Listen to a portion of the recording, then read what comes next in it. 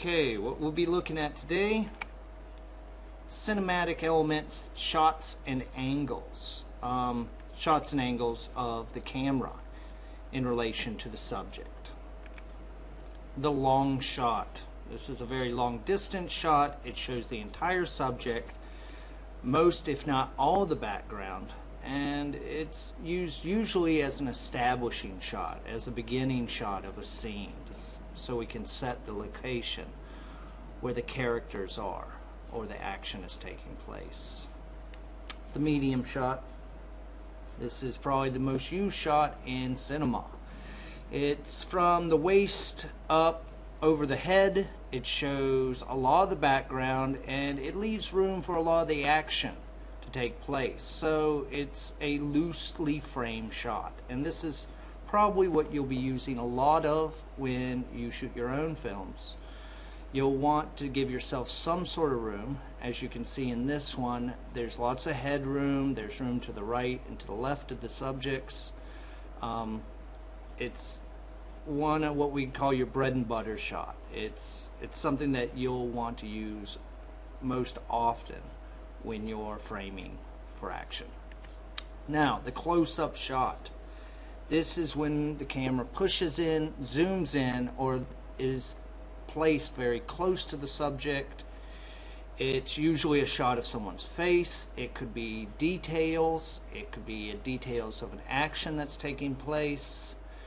A little bit different than the extreme close-up. Now, the extreme close-up should be used very sparingly. We don't want to use this a lot because it takes away from its power. So if we use it seldomly, then we can find that it's used to show strong emotion. It's very tight framing. It's zooming in on someone's eyes, and it's showing how they're feeling, as opposed to showing what they're seeing.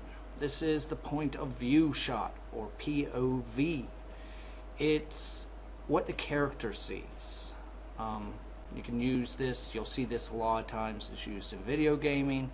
This can be used in documentary type films, or it can be used in an action, or if you're trying to get into the character's mind, if you want to show what they're seeing. Another way to do this is a reaction shot. So we move back and see the reaction of one of the characters or the subject.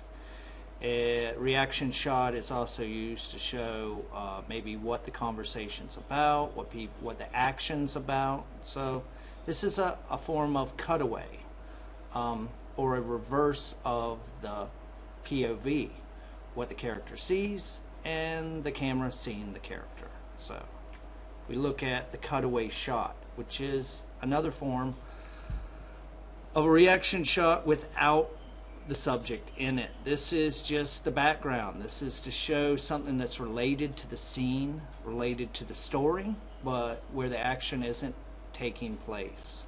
In this clip, or in this frame, you can see a cutaway shot of a building on fire. This could be this could be an establishing shot to show where the action's just taking place, or it could carry us to that scene. The over the shoulder shot. This is where two characters are in the frame. It's used to show a second subject, usually in a conversation. You see this used most times in news interviews, but it can be used and should be used in film as well if you want to include a second subject or a second character who are in a debate or even in an action. The Dutch tilt. So this is to show emotion. It's when we tilt the camera to the side, it's for mental uneasiness, so a confused state of mind. You can also use this for the Dutch tilt, or for the point of view. You can use the Dutch tilt as well. Please do not overuse this technique. It can be very disorienting and confusing for the viewer as well. So please be careful and use it sparingly. The high camera angle. This is an angle that looks down on the subject. it makes the character look very weak, small, or unimportant. The camera is an emplacement of power. It's high up where the subject is very low down. The opposite, of course, is the low camera angle. This is when we reverse it and we show the character in a place of superiority. We show them as important or powerful when we place the camera below them. Now, moving on to our second part of this PowerPoint, camera techniques or camera movements. How we can move the camera itself to enhance the shot. And I'm going to run through some very basic ones very quickly that you will utilize in your own films. First one's the pan. This is just swinging the camera left to right. It's where the camera stays in one position but moves left and right. So if you're holding the camera, you would simply move it like this without moving yourself. Now, the tilt, same thing, but you're moving the camera up and down. So we have the pan, left to right, and the tilt, up and down. Different than the boom. Now the boom, the entire camera moves up and down. We don't really have the equipment to do this, but you can pick it out in films that we deconstruct. This is the entire camera moving up and down. And as you can see from this shot, it's set on a type of crane or extended arm.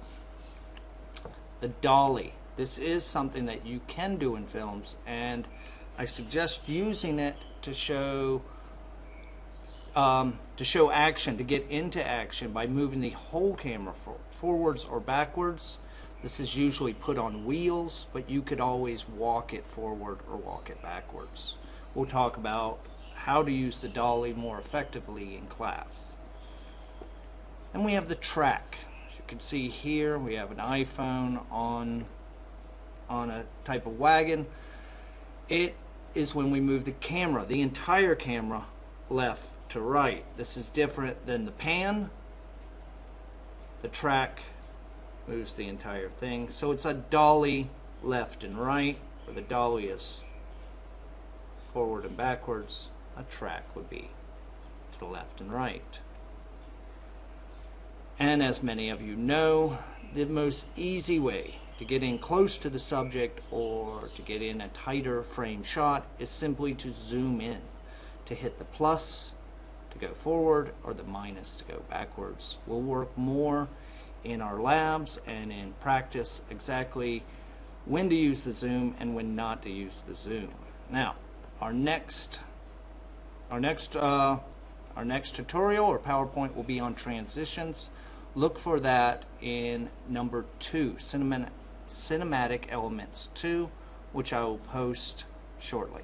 Thank you very much.